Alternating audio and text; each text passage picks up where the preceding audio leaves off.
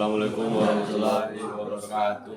Kami dari kelompok C3 ingin menjelaskan terkait prosedur dan menjelaskan komponen serta alat-alat uji pada modul pokok desain udara.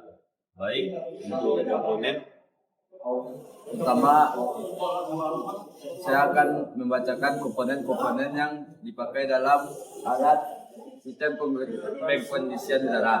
Yang pertama itu kompresor, yang kedua kondensor, yang ketiga reservoir, yang keempat pompa air, yang kelima termokopel digital, dan yang terakhir pressure gauge. Dan alat-alat yang digunakan itu seperti pompa vakum, gauge manifold, terus ada thermocouple untuk mengukur temperaturnya, digital AC clamp. Ini saya akan menjelaskan untuk cara pengisian refrigeran pada modul sistem pengkondisian udara. Yaitu yang pertama kita memvakum agar untuk membuang udara di dalam sistem dengan waktu berkisar 10 hingga 15 menit. Kemudian pengisian refrigeran ini kita lakukan dengan cara frost line dengan menggunakan charging manifold. Kemudian kita sesuaikan ampernya dengan AC yang kita gunakan. Sekian dari saya.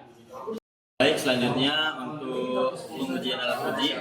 Setelah refrigeran diisi, maka langkah selanjutnya yaitu bak atau reservoir diisi dengan air. Kemudian pompa dihidupkan sehingga air mengalir ke dalam heat exchanger hingga air mengalir keluar dari dalam heat exchanger hingga ke bak penampung. Kompresor dihidupkan selama 15 menit untuk melakukan running mesin. Yang ketiga, jika kerja kompresor sudah dinyatakan normal, maka mesin dapat dimatikan. Baik, di sini saya akan melanjutkan setelah melakukannya pengambilan data. Langkah pertama yaitu menguji dengan laju aliran air. Untuk mendapatkan laju aliran air, kita mengatur jet pump dan buffernya. Untuk pengukurannya dilakukan dengan gelang ukur dan tepat. Kemudian yang kedua, kemudian data dicatat pada form yang tersedia. Data yang dicatat meliputi tekanan dan temperatur. Ada 4 titik data yang harus kita catat. Pertama itu tekanan input dan output kompresor evaporator. Sedangkan untuk temperatur yang menjadi data yaitu temperatur input dan output dari kondensor dan evaporator. Temperatur dalam air reservoir dan heat exchanger serta temperatur lingkungan. Yang ketiga yaitu pengambilan data yang di atas dilakukan 3 kali. Yang keempat yaitu pengambilan data massa air. Assalamualaikum warahmatullahi wabarakatuh. Jadi di sini saya akan menjelaskan alat-alat dan bahan-bahan yang digunakan dalam praktikum modul turbin Fleckler Engine Talcon.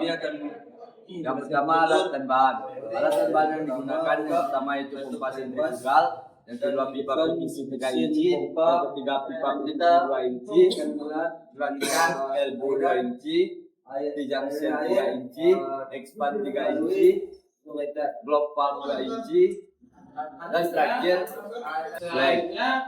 Sembilan ada handle, yang kedua ada X, yang ke-14 ada pintu, yang ke-15 itu kaca, yang ke-13 ada poros, yang ke-14 kuling, yang ke-15 ada bed, yang ke-16 ada tangki air, yang ke-17 tangga. Ini saya akan menjelaskan untuk prosedur dalam modul turbin Talcon. Yang pertama kita menutup katup bypass dan kita membuka katup utamanya. Kemudian kita hidupkan pompanya dengan pistol dan juga berubah posisi pada posisi switch-nya. Kemudian kita buka katup bypassnya sebesar 20 derajat dan katup utama hingga nanti air akan memutar suhu pada turbin. Selanjutnya itu dilakukan untuk mengukur beda ketinggian air raksa saat melewati orifice menggunakan differential manometer. Dan selanjutnya itu diberikan beban kepada dinamometer sekitar 0,25 kg. Dan selanjutnya itu diukur kecepatan poros yang ada pada turbin menggunakan tachometer dan dilakukannya pencatatan data. Lalu selanjutnya untuk langkah ke-7, ulangi langkah ke-4 dan ke-5, lalu variasikan beban hingga putaran poros berhenti, lalu ke-8 variasikan beban kantung utama hingga putaran berbreak maksimal dapat terukur. Lalu ulangi langkah ke-4 dan ke-7. Yang ke-9, ketika pengujian setelah selesai maka kontak dapat dikembalikan ke posisi semula. Tutup.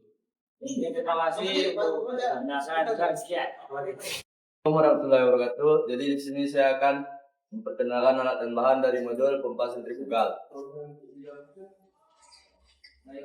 Baik, yang pertama itu ada pompa, yang kedua ada rangka, yang ketiga ada bak, yang keempat ada katup. Selanjutnya, di sini dapat kita lihat terdapat elbow, pipa PVC, voltmeter dan kontrol panel. Sekian dari saya tentang alat dan bahan. Saya akan menjelaskan prosedur untuk modul pompa sentrifugal. Maka yang pertama, untuk baknya kita buka dan kita lakukan pompanya. Bisa menggunakan kontrol padanya. Kemudian nanti pompa akan mengalirkan air dari bak satu menuju ke bak dua. Dan akan menggunakan berapa Selanjutnya lakukan pencatatan data dan ulangi dan variasikan data melalui program ini. Setelah semua variasi beban, setelah semua variasi telah dilakukan dan pencatatan telah dilakukan, maka pompa dapat dimatikan dan pasu dapat ditutup. Dari situ Terima kasih.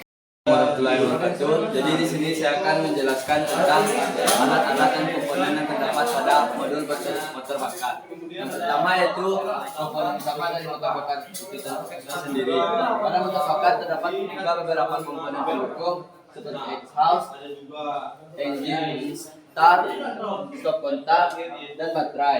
Selanjutnya ada poros. Poros ini berfungsi untuk mentransmisikan daya yang dihasilkan dari motor bakar. Selanjutnya terdapat tangki bahan bakar yang berfungsi untuk menampung bahan bakar sebagai bahan bakar utama dari mesin motor listrik ini. Selanjutnya ada pengereman dan gas. Pengereman dan gas itu berfungsi untuk mengatur kecepatan pada motor bakar. Dan yang terakhir yaitu panel listrik. Panel listrik berfungsi untuk melihat data-data yang dihasilkan dari praktikum motor bakar yang kita lakukan. Sekian dari saya tentang alat dan komponen dari motor bakar. Assalamualaikum warahmatullahi wabarakatuh. Kami di sini kelompok 3 akan menjelaskan prosedur pengujian dari modul motor bakar. Yang pertama, memeriksa seluruh komponen mesin, pastikan seluruh alat ukur dan komponen berfungsi dengan baik. Yang kedua, siapkan pena, stopwatch, tachometer dan juga jump sheet. Yang ketiga, tempelkan skor line pada drive shaft untuk mengukur RPM dan juga kecepatan putaran dari motor bakar menggunakan tachometer. Yang keempat yaitu mengisi bahan bakar pada gelas ukur dari tangki bahan bakar.